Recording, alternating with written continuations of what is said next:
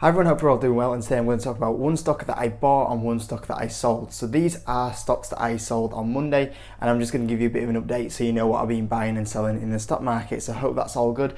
If you do want to know when I'm buying and selling these companies in real time though, I actually post when I bought them, sold them straight after I've done it.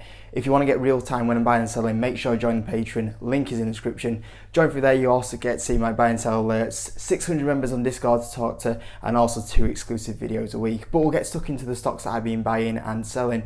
So on Monday, the first stock that I bought, or the only stock that I bought, was DraftKings. So I made a full video yesterday on the YouTube channel, so that will cover it in more detail than what I will do right now.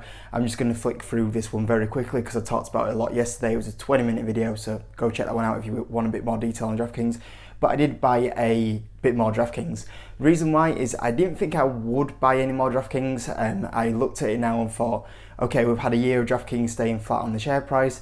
We're going to probably start moving in the right direction, especially after Q3 results, which was really strong. But that didn't happen. At the moment, the stock has been moving downwards, and the big cause why the stock has been moving downwards recently, we went from about $60 down to where we're at right now, which is about $42, is because of the news that DraftKings was looking to buy Entain, caused the stock to drop about 30%. Since then, DraftKings have come out and said we actually didn't get that far in the deal of looking at buying Entain. We looked at it, we realised quite early on it probably wasn't for us, and we walked away. Now that news caused the stock to drop 30%, and since then DraftKings have walked away from what caused the drop. I think few people got worried that it's a very big buyout for DraftKings, and like I said, since then they've walked away. But what has happened? The share price has stayed exactly where we were at after that news. So you'd be like, well, how can we lose 30% and then that news isn't going to happen, but then we aren't back up at where we was? And that's just really stock market for you. In the short term, a lot of crazy things can happen. You can have something, a news article, which causes your stock to lose 30%. That news that causes the drop goes away, and here we are, we're still down on these stock prices. So yeah, stock market in the short term for you, anything can happen. But what it did do is it has created me a little bit of a buying opportunity here to go buy a few more shares in DraftKings. So yeah, I am currently sitting on an average of around about $50. My idea is to get this around to about $40 if I can. So yeah, I did buy a little bit more DraftKings on Monday. The stock I sold, the first stock that I've sold since I think August time, the last time I sold the stock this year, last time I sold stock was GNOG. I think I sold that for about a 50% gain after the news came out that DraftKings was buying GNOG.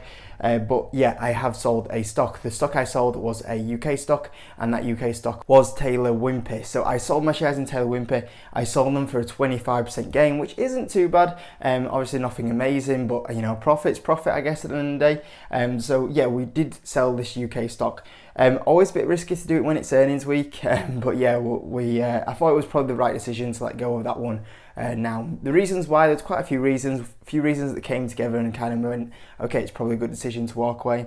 First of all, I own 2 house builders, so I'm never a big fan of owning 2 stocks that do exactly the same thing in a portfolio, because it's just a bit like, just own the best one. You know, one of them will be the best one of them will be which you think will be the outperformer, one of them will be the better company, so try and own that better one. And I looked at Barrett Development to look at Taylor Wimpey, which do I think is better? Probably Barrett Development. So I thought I'm going to get rid of Taylor Wimpey for that reason and keep Barrett Development.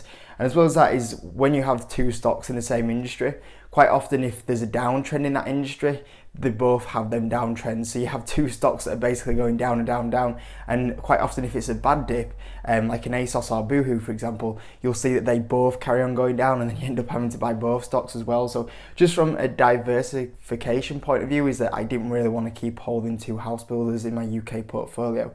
So that was the first thing. Next up, get stocks down. So for me personally, and recently what's happened is I've been buying quite a lot of stocks. Because I've been buying a lot of stocks, my stock count has gone up and up. Because my stock count's going up and up, that basically means I have to do more research on all these companies to keep up with it. And it gets to the point of view where I look at a few stocks and I go, you know, I can spend, especially like last week was a prime example, I spend so long going through a lot of these companies, keeping up with them, and I don't want to create too much work for myself, so I don't want to own too many stocks because that creates a lot of work to keep up with them all. So I wanted to take the stocks down, and as well as that, I've been buying a lot of UK stocks as well already this year, and because I've been buying a lot of UK stocks, that means more research for them. And once again, I looked at this one and think, is this one that I want to really keep up with? You know, the likes of Kate Box is a new one this year, the likes of SL Capital, ASOS, hotel chocolate. There's been quite a few new UK stocks added into the portfolio this year, and because of that I just thought, I need to keep them stocks down. So yeah, I've been buying a lot recently, wanting to keep the amount of stocks down so it cuts the amount of research down, and this was one that I looked at would probably be one to cut down for that reason. Next up, better stocks to buy as well. I looked on the stock market right now. There's a few stocks that I think are probably better opportunities than Taylor Wimpey at the moment. I think there's a few stocks that I look at Taylor Wimpey and I think in the next kind of 4 years, I still think there's about 75% upside on it. But I looked at a few stocks like a Boohoo, for example, and I think looking at Boohoo, I think there's probably about 200 to 300% upside in the next kind of 5 years. So I'm moving into other opportunities that I think are probably better performers as well. And one exactly like DraftKings. Also, industry slowdown. So the housing sector has been absolutely on fire the last kind of 2 years.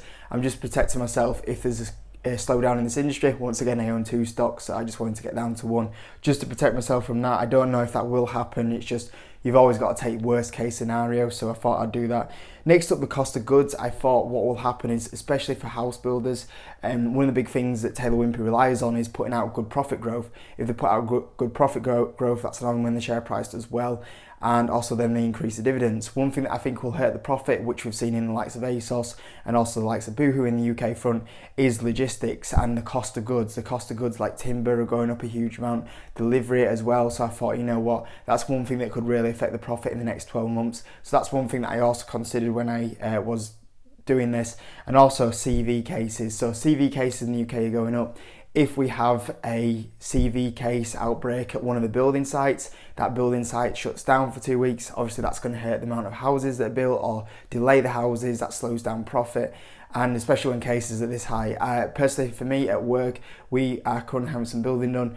What happened? CV outbreak that caused the building work to stop for 2 weeks, and it's just completely knocked it back because they overlapped with another job and everything like that. Obviously, you wouldn't have that as much with Taylor Wimpey because they would be there all the time, a lot of the workers, but it's that sort of thing, that's just a little factor that I added into the situation. So you can see here, there's a few factors which I added all together to kind of consider why to sell this one, and I've just thought it was the right decision overall to kind of let the profits go on that one and move into another opportunity. And like I said, I've still got a stock in this industry that if it still does well, I'm still going to be quite well covered anyway. So that's the one stock that I bought so far this week on Monday and one stock that I sold on Monday. So I hope that video, that little update that shows what I'm buying and selling was a little bit useful.